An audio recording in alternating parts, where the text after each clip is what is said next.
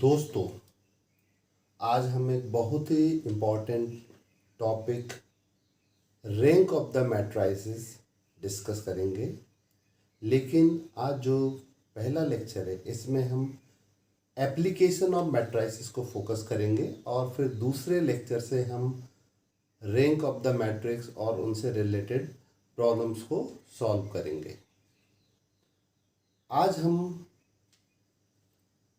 एक बहुत ही important topic rank of the matrices को हम डिस्कस कर रहे हैं। जैसा कि आप जानते हैं कि मैट्राइसेस एक बहुत ही इम्पॉर्टेंट टॉपिक है जो कि आप लोगों ने 11th या 12th क्लास में आप लोगों ने स्टडी किया होगा, जहाँ पर आपके टीचर्स ने मैट्राइसेस की डेफिनेशन और डिफरेंट कितने प्रकार के मैट्रिक्स होते हैं वो सब आपको बताया होगा। और साथ में मैट्राइसेस की क्या एप्लीकेशंस होती हैं, हमारे रियल लाइफ में क्या एप्लीकेशंस हैं, इंजीनियरिंग में क्या एप्लीकेशंस हैं, वो भी आपको बताया होगा। As we know that matrices are nothing but it's an arrangement of numbers. It's an arrangement of some number in a particular order, that is m horizontal lines called rows and n vertical lines called column. Such numbers when enclosed by a square bracket, then it is called matrix of order m cross n, in which each and every element of its have unique identity. This is the beauty of matrices. Each and every element have its unique identity. Every element have its unique address. Okay, suppose this is a matrix. A is equal to A11, A12, A13, A21, A22, A23, A31, A32 and A33. What is the order of this matrix? The order of this matrix is 3 by 3. Means it is having 3 rows and 3 columns. Okay.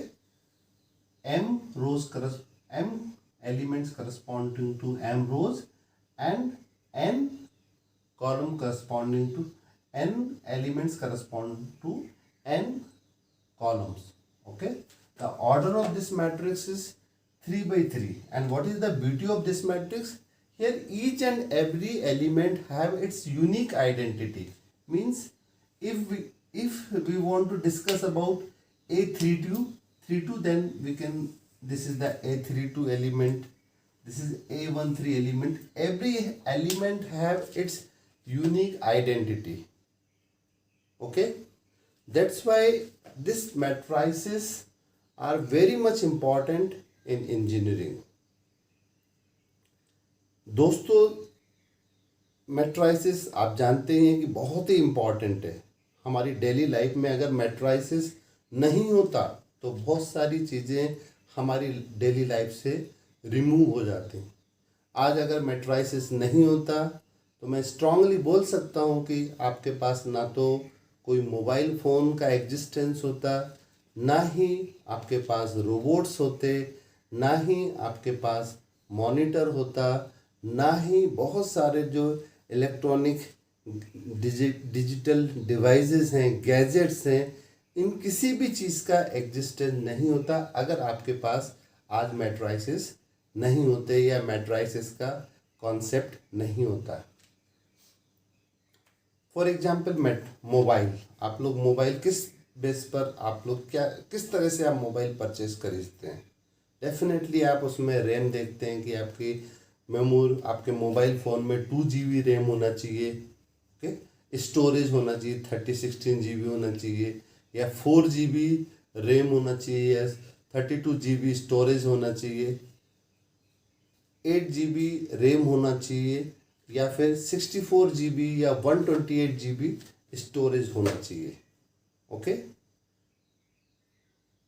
here do you know what is the meaning of 1 GB storage? 1 GB storage means it is having 1 GB, it is having 1024 megabyte.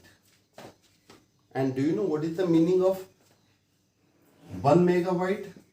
1 megabyte means 1024 KB. Do you know what is the meaning of 1 KB?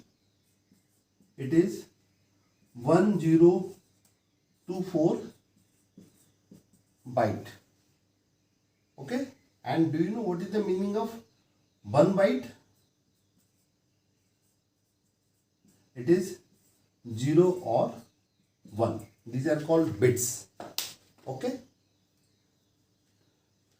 जब भी हम किसी भी information को हम अपने mobile में या कंप्यूटर में स्टोर करते हैं तो वो हमेशा बिट फॉर्म में, zero machine code, this is 0 and 1 का कोड मशीन कोड और बाइनरी कोड 0-1 की फॉर्म में हम किसी भी इंफॉर्मेशन को अपने स्टोरेज डिवाइसेस में स्टोर करते हैं. और जो भी स्टोरेज होता है वो एक्चुअली में इस तरह से डिवाइडेड रहता है. इसमें सेक्टर्स बने होते हैं. ठीक है, ग्रिड इस तरह से ग्रिड पॉइंट्स में डिवाइडेड होते हैं. स्टोरेज डिवाइड, हर सेक्शन में, हर ग्रिड पॉइंट में एक ही बिट आती है, या तो 0 आएगी या 1 आएगी, या 1 आएगी या 0 आएगी, या 0 आएगी 1 आएगी. इस तरह से हम किसी भी इंफॉर्मेशन को मेमोरी में, किसी भी हम इंफॉर्मेशन को इस तरह से हम 0-1 की फॉर्म में स्टोर करते हैं. इसका क्या मतलब हुआ? इसका मतलब ये हुआ कि जैसे हम जानते हैं कि कोई भी इंफॉर्मेशन है, if you want to type अजय means what is the do you know what is ASCII code? American standard code for information interchange. अजय मीन्स ए के लिए जो ASCII कोड होता है, for A ASCII code is 65. Okay, अब अगर हम इसको कन्वर्ट करना चाहें, means in the form, if you have 8 system bus of 8 bit, means how you will, this is in digital form, decimal form, and how we can convert it in binary form, that is it is 110 and 101. Suppose this is the equivalent binary code of 65. Here this information will be stored in this form 110101. Okay, here when we retrieve data, suppose हमें इस information को हमें वापस चाहिए, तो here each and every element have its unique identity, means this is nothing but it's a matrices. Each element have its unique identity. Suppose this is 11, this is 11, 12, 13, 14, 15, 16, 2, 1, 2. In such a way, जो पूरा का पूरा matrices है वो इस तरह से पूरा का पूरा स्टोरेज है वो एक मैट्रिक्स फॉर्म में ही कन्वर्ट रहता है, जहाँ पर हर ग्रिड पॉइंट या मेस पॉइंट का एक यूनिक आइडेंटिटी होता है, जहाँ से हम जो भी हम स्टोरेज करते हैं उस इंफॉर्मेशन को हम उसको सेव कर सकते हैं, और वापस जब हमें ज़रूरत होगी उस इंफॉर्मेशन को उस डेटा को हम रिट्रीव कर सकते हैं, हम उसको वापस प्राप्त कर सकते हैं. Matrices provide a means of storing large quantity of information in such A way that each piece can easily identified and manipulated when it is required. Matrices हमें यही प्रोवाइड करता है कि means of storing large quantity of information. Large quantity of information को हम किस तरह से स्टोर कर सकते हैं, उसका जो कॉन्सेप्ट है वो हमें मैट्राइसेस से ही मिला है. And we can identify, we can easily retrieve that information when we required it.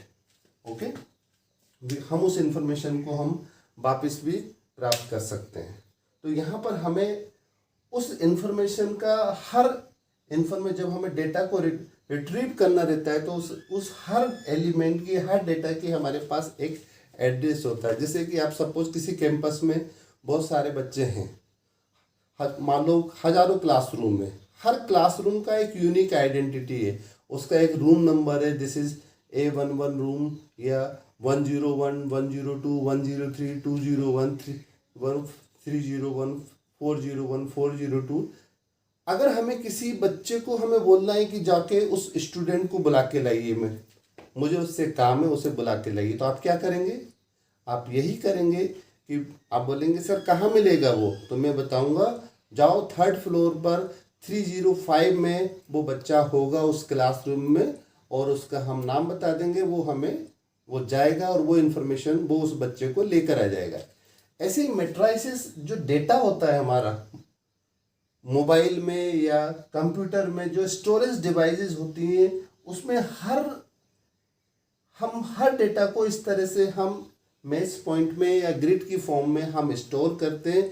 जब भी हमें उस इंफॉर्मेशन की ज़रूरत होती है तो हम उस डेटा को, उस एड्रेस को बता के कि ये A11, A12, उससे हम उस डेटा को हम रिट्रीव कर सकते हैं। तो मैट्राइसिस जो है बहुत ही ज़्यादा इम्पॉर्टेंट है हमारी डेली लाइफ में। अगर मैट्राइसिस नहीं होता तो आपका मोबाइल फ़ोन में जो आप स्टोरेज एंजॉय कर रहे हैं, या फिर आपका कंप्यूटर, सोच लीजिए अगर आपके पास स्टोरेज नहीं होता तो क्या मोबाइल फ़ोन का चलना पॉसिबल होता, या कोई इन्फॉर्मेशन को स्टोर करना पॉसिबल होता? नहीं होता। आप इसके बिना, आपका इस कॉन्सेप्ट के बिना ये सब चीज़ें आपकी बंद हो जाती हैं। ऐसे ही आप इसमें देख सकते हैं, मॉनिटर में देख सकते हैं, आपका टीवी का मॉनिटर है मान लीजिए,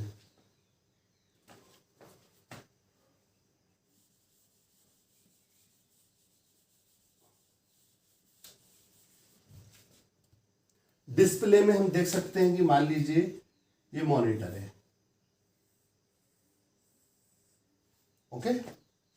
मॉनिटर में क्या रहता है, या फिर हम कैमरे की बात करें, आप लोग आजकल मोबाइल फ़ोन खरीदते हैं तो उसमें कैमरा देखते हैं। कैमरा भी आजकल एक, जो पुराने ज़माने में कैमरे चलते थे वो सब चीज़ें बंद हो गए हैं, अलग से कोई कैमरा नहीं रखता आजकल मोबाइल फ़ोन से ही सारे स्टोरेज, सारे कैमरे के काम किए जाते हैं।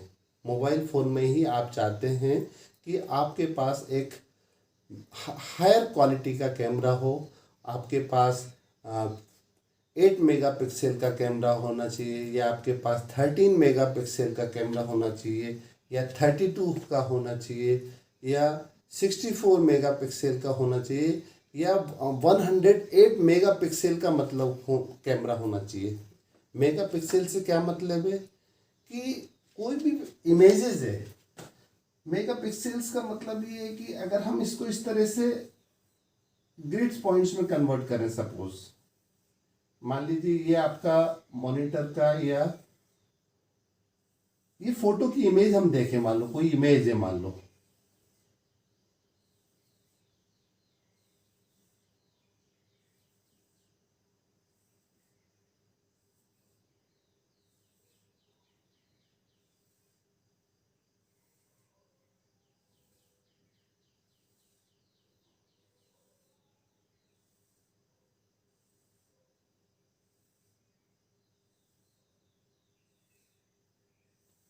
ओके। मान लीजिए कोई आपने पिक्चर बनाई, आपने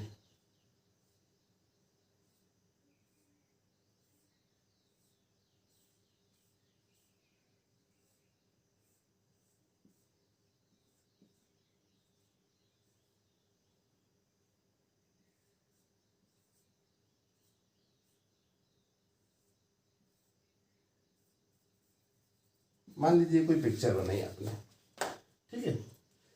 मेगापिक्सल का मतलब है कि उसके अंदर इतने सारे मेश पॉइंट्स या ग्रिड पॉइंट होते हैं, और जितनी ज़्यादा उस पिक्चर में ग्रिड्स पॉइंट्स में वो डिवाइडेड रहेगा, आप उसको जितना भी उसको एनलार्ज करेंगे तो वो आपकी जो इमेज है वो ब्लर नहीं होगी।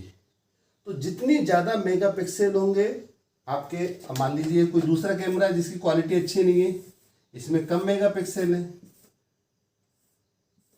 और इसमें जब कोई हम इमेज बना रहे होंगे तो डेफिनेटली थोड़ा सा भी आप उसको ब्लर करेंगे उसकी क्वालिटी डाउन रहेगी, इसकी क्वालिटी इससे बेटर होगी। इसका मतलब क्या हुआ, या इससे भी ज़्यादा, मतलब 1 मेगापिक्सल, मतलब इसके अंदर इतने पिक्सेल्स हैं, ये these are the pixels. Okay, अगर हम 108 मेगापिक्सल की बात कर रहे हैं या 64 मेगापिक्सल की बात कर रहे हैं कि उसके अंदर इतने सारे ब्लॉक्स, इतने सारे एलिमेंट्स, हम बोल सकते हैं कि इतने सारे उसके अंदर वो पॉसिबल हैं ग्रिड पॉइंट्स। ओके, तो इसी से ही क्वालिटी डिसाइड होती है। यहाँ पर भी हर पिक्सल में इमेज कहाँ प्रिंट होनी है, हर पिक्सल की एक unique identity. Suppose this is 1 1, this identity is 1 2, this is 1 3 1 4 1 5 2 1। इस तरह से पूरा का पूरा जो पिक्सेल्स है वो मैट्राइसिस में डिवाइडेड रहते हैं।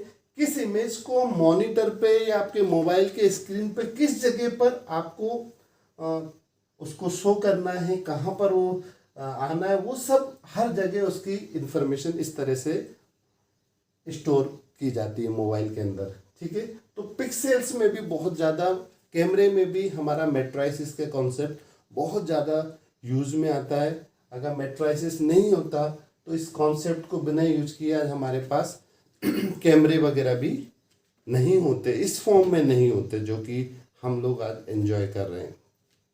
मॉनिटर में भी आप लैपटॉप का या डेस्कटॉप का मॉनिटर भी देख लेते हैं। कोई इमेज को आप किसी पर्टिकुलर पॉइंट पे प्रिंट कराना चाह रहे हैं, किसी भी आप कोई भी फोल्डर को आप कहीं पर्टिकुलर स्पेस पे रखना चाह रहे हैं, वो हमको दिख रहा है कि फोल्डर यहाँ नीचे से उठा के हमने यहाँ रख दिया, तो यहाँ से यहाँ कैसे गया। डेफिनेटली यहाँ पर उसकी कुछ यूनिक, हर उसका मॉनिटर भी इस तरह से स्क्वायर पॉइंट में डिवाइड होगा। ये दिस मीन्स मैट्राइसिस। यहाँ पर हर पॉइंट का एक यूनिक आइडेंटिटी है, 1 1 1 2 1 3, जिससे हम उसको इंफॉर्मेशन को हम उसको ऑर्डर करते हैं कि ये डेटा उठ के यहाँ आना इस पर्टिकुलर पॉइंट पर, तो वो सब चीज़ें यहाँ पर पॉसिबल होती हैं। इसके अलावा भी मैट्राइसिस बहुत ज़्यादा यूज में आता है, रोबोटिक्स में यूज में आता है। रोबोटिक्स मीन्स, रोबोट्स मीन्स क्या, to obtain the trajectory routes of a robot. Robot क्या होता है बेसिकली, देखिए रोबोट देखा जाए तो 21वीं सदी और 22वीं सदी और आगे की सदी हम जानते हैं कि बहुत ज़्यादा योगदान रोबोट्स का बहुत योगदान हम आने वाला है। आप मान के चलिए कि रोबोट्स हर जगह, हमें छोटे छोटे कामों में हमें रोबोट्स की ज़रूरत पड़ेगी। ओके, इवन सर्जरी भी आजकल रोबोट्स कर रहे हैं, शुरू हो चुकी है, आज 21वीं सदी में शुरू हो चुका है। तो आप मान के चलिए 22वीं 23वीं सदी में और कितना ज़्यादा इसका यूज होने वाला है। रोबोट्स बेसिकली क्या होता है, basically robot is a combination of some motors. कुछ मोटर्स ऐसी होती हैं जो कि फिंगर मूवमेंट्स के लिए होती हैं, कुछ मोटर्स ऐसी होती हैं जो कि एल्बो मूवमेंट्स के लिए होती हैं, कुछ मूवमेंट्स लेग मूवमेंट्स के लिए होती हैं, कुछ मोटर्स हेड नेक मूवमेंट्स के लिए होती हैं। अब अगर हम ये बोलें कि ये पूरा का पूरा हॉल, अगर हम बोलें कि सपोज ये 20x20 का कमरा है, हम अपना स्केल सेट कर दें 1 square feet equal to 1 element, मतलब उसका एक एड्रेस दे दें। ये पूरे हॉल को हमने इस तरह से डिवाइड, ये हॉल है मान लीजिए, हॉल में ये इस तरह से हमने पूरा मैट्राइसिस में डिवाइड कर दिया इस पूरे हॉल को। ये टाइल्स आप मान सकते हैं। ये पहला जो टाइल्स है ये क्या कहलाती है, 1 1। ये दूसरी टाइल्स क्या कहलाती है, 1 2 1 3 1 4। मतलब पूरा का पूरा टाइल्स जो है हमने उसको डिसाइड कर दिया है कि ये पूरा कमरा को हमने इस तरह से मार्किंग कर दी है, एक मैट्राइसिस में डिवाइड कर दिया है। अब मुझे रोबोट को डेफिनेटली कहीं ना कहीं प्रोग्रामिंग और वो सब चीज़ें इन्वॉल्व होंगी, कंप्यूटर इंजीनियरिंग, मैकेनिकल इंजीनियरिंग, सब चीज़ों का रोल है एक रोबोट को बनाने में। इलेक्ट्रॉनिक्स, इलेक्ट्रिकल, सभी चीज़ का यूज है। तो मैट्राइसिस का क्या यूज है कि अब मुझे मान लो रोबोट को ये इंस्ट्रक्शन देना है कि रोबोट का एक कदम, मान लीजिए 1 फीट का है, एक कदम आगे बढ़ाता है, मतलब एक टाइल से दूसरी टाइल से भी जाता है, तो मतलब वो 1 फीट का उसका एक कदम है मान लीजिए। अब रोबोट को हमने कहा कि बेटा जाओ, जाके वो किताब वहाँ पर इंस्ट्रक्ट कर दो, मतलब इन फॉर्म ऑफ प्रोग्रामिंग हमने उसको इंस्ट्रक्शंस दिए, तो वो रोबोट को हमने क्या बोला कि ये सामान उठा के वहाँ रख दो। तो हम क्या डिसाइड करेंगे, ये 1 1 पोजीशन से उसको रोबोट को यहाँ लाना है, तो उसे हम ये 1 1 है, 2 1 3 1 4 1 5 1 6 1 6 1 6 2 6 3, ये पोजीशन क्या है 6 3। तो हम उसको बता सकते हैं कि आप प्रोग्रामिंग में बता सकते हैं कि you go to 6 3 position and collect whatever we required. तो रोबोटिक्स में भी मैट्राइसिस के कॉन्सेप्ट का बहुत ज़्यादा यूज है। ओके, इसके अलावा भी बहुत ज़्यादा यूज है। Matrices provide the logical and formal way for the solution of large system of linear equation. आप लोगों ने लीनियर इक्वेशंस पढ़े होंगे सभी ने, solution of simultaneous linear algebraic equations.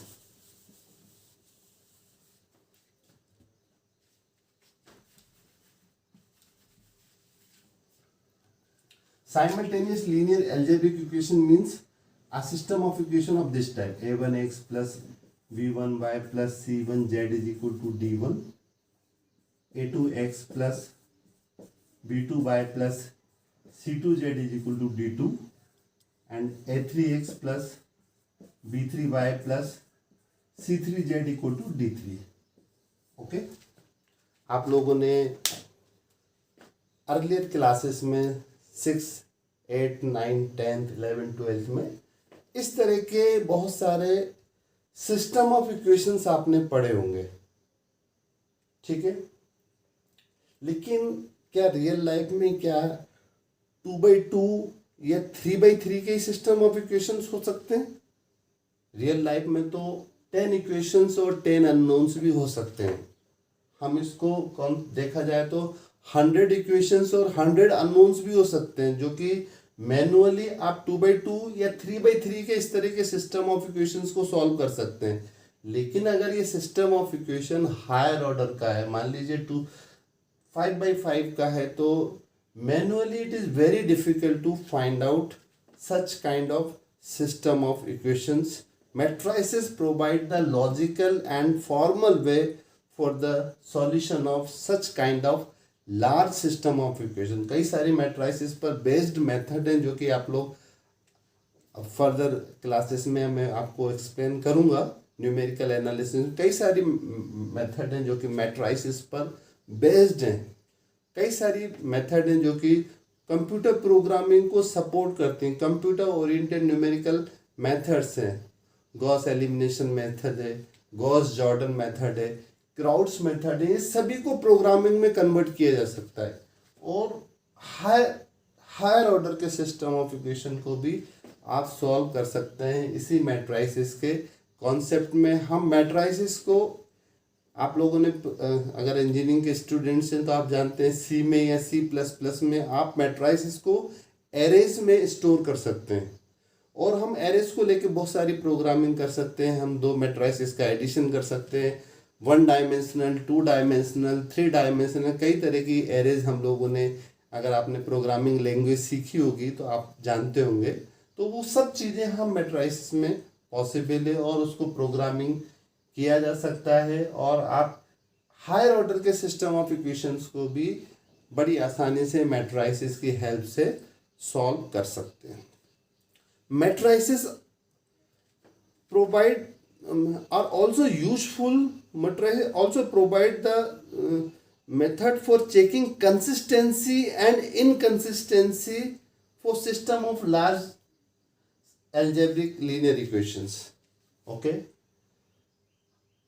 how we can find out whether the given linear algebraic system of linear equations are consistent or inconsistent? How we can find out? If it is of 2x2 or 3x3, then 3x3 system of equations, then we have so many. Earlier we did in our 8th, 9th, 10th standard, if a upon a dash, a1 upon a2 equal to b1 upon b2 equal to c1 upon c2 or not equal to c. In such method we can find out whether the system of equation consistent, means it is having solution, solution may be infinite or unique, or if it is inconsistent then it doesn't have any solution. तो matrices, अगर हमारे पास higher order का system of equation है 2/2 3/3 के लिए आप लोगों ने 12th स्टैंडर्ड तक पढ़ा होगा कि किस तरह से उसकी कंसिस्टेंसी चेक की जाती है। लेकिन अगर हायर ऑर्डर का सिस्टम ऑफ इक्वेशन है आपके पास, तो आप पुरानी मेथड से आप उसकी कंसिस्टेंसी और इनकंसिस्टेंसी चेक नहीं कर सकते। मैट्राइसिस में हम रैंक के माध्यम से, जो मैं पढ़ाने वाला हूँ टॉपिक, इस रैंक के माध्यम से हम बता सकते हैं। आगे हम इसको बताएंगे, आगे रैंक तो भी मैं सिखाने वाला हूँ नेक्स्ट क्लास में, लेकिन इस रैंक के माध्यम से कैसे हम कंसिस्टेंसी और हायर ऑर्डर के सिस्टम ऑफ इक्वेशन की consistency and inconsistency find out कर सकते हैं, वो यहाँ पर मैट्राइसिस में पॉसिबल है। Matrices are also useful in many area of engineering including electrical network analysis and robotics. सभी जगह मैट्राइसिस का इंजीनियरिंग में बहुत ज़्यादा यूज है। आप देख सकते हैं बहुत ज़्यादा इनका यूज होता है मैट्राइसिस का। एक हम एग्जाम्पल ले सकते हैं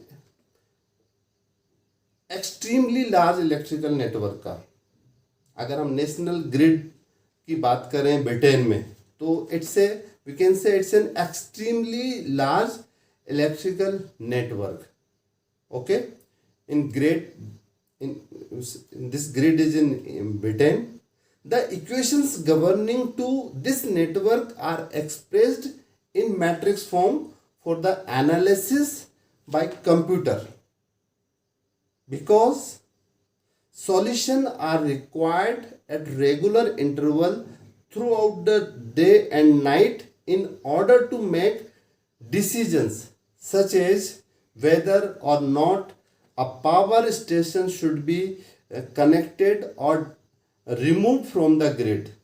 कोई मतलब जो पावर ग्रिड से, जो पावर स्टेशन से जगह जगह मतलब एक ग्रिड हो गया, उससे पूरे और डिफरेंट स्टेट्स में हम पावर सप्लाई कर रहे हैं, तो जो इक्वेशंस है वो एक तरह की जो इक्वेशंस हैं उन सब हम इक्वेशंस को मैट्राइसिस की हेल्प से ही सॉल्व करते हैं, और हमें पता चलता है कि वो पावर जो स्टेशन से वो ग्रिड से कनेक्टेड हैं या रिमूव्ड हो गए, वो हमारे कंप्यूटर पे हमें पता लग जाता है कि ये एरिया की बत्ती गुल हो गई है या ये प्रॉब्लम हो गई है, तो वो हम हमारे कंप्यूटर से पता लगा लेते हैं। लेकिन कंप्यूटर में कौन सा कॉन्सेप्ट यूज हुआ है? मैट्राइसिस का ही कॉन्सेप्ट यूज हुआ है। तो आप समझ सकते हैं कि मैट्राइसिस कितना ज़्यादा इम्पॉर्टेंट है हमारी डेली लाइफ में। अगर मैट्राइसिस नहीं होता तो हम बहुत सारी चीज़ें अपनी रियल लाइफ में मिस करते। तो मैट्राइसिस बहुत ज़्यादा इम्पॉर्टेंट है। हम ये नहीं बोल सकते, बहुत सारे बच्चे बोलते हैं कि मैट्राइसिस हमने ये पढ़ लिया, क्या यूज है? बहुत यूज है। तभी तो आप मैट्राइसिस लिया, तभी तो आपको इंजीनियरिंग में एडमिशन दिया है। क्यों? क्योंकि इंजीनियरिंग बिना मैट्राइसिस के आगे नहीं बढ़ सकती। मैथमेटिक्स एक बैकबोन का काम करती है इंजीनियरिंग के लिए। ऐसे बहुत सारे हजारों टॉपिक्स हैं जो हर जगह इंजीनियरिंग में यूजफुल होते हैं। तो नेक्स्ट में सेकंड क्लास में मैं रैंक ऑफ द मैट्रिक्स को, इसके बाद जो मेरी दूसरी क्लास होगी उसमें रैंक ऑफ द मैट्राइसिस को मैं डिटेल में डिस्कस करूंगा आपसे। उसकी डेफिनेशन क्या होती है, किस तरह से हम मैट्राइसिस की रैंक निकालते हैं। उम्मीद करता हूं कि आपको आज का ये वीडियो लेक्चर पसंद आया होगा। ओके, अगर आपको ऐसा लगता है कि ये लेक्चर आपके लिए यूजफुल है, मुझे कैसे पता चलेगा कि आपको ये लेक्चर पसंद आया? डेफिनेटली जब आप उसको लाइक करेंगे, उस मेरे चैनल को सब्सक्राइब करेंगे, तभी मैं जान पाऊंगा कि आपने ये लेक्चर को पसंद किया है या आप लोगों के काम का है। इस समय देश एक गंभीर संकट से गुजर रहा है, तो हम हर शिक्षक की जिम्मेदारी है कि हम आप लोगों को कुछ जो भी हमारे पास नॉलेज है वो हम आपको ट्रांसफ़र करें, ताकि आप लोगों के काम आए वो सब चीज़ें। लेकिन हाँ, आप अगर इस चैनल को मैथमेटिक्स होराइजन भाई इसको आप लाइक एंड सब्सक्राइब करेंगे, तो मुझे पता लगेगा कि आपको मेरे इन लेक्चर्स की ज़रूरत है, ताकि मैं और नए वीडियो लेक्चर बनाने के लिए मोटिवेट होऊंगा। ठीक है, ये बिल्कुल सब फ्री ऑफ कॉस्ट है, आप लोगों के सिर्फ ताकि आप लोगों को नॉलेज आपके सब्जेक्ट से रिलेटेड में पर्टिकुलर टॉपिक को धीरे धीरे कम्प्लीटली ख़त्म करूँगा हर लेक्चर में, और कोशिश करूँगा कि हर टॉपिक रिलेटेड जो कि इंजीनियरिंग से रिलेटेड है या कहीं और दूसरे कोर्सेज में ज़रूरी हैं वो आपको मैं कवर करूँगा। तो thank you very much, thank you.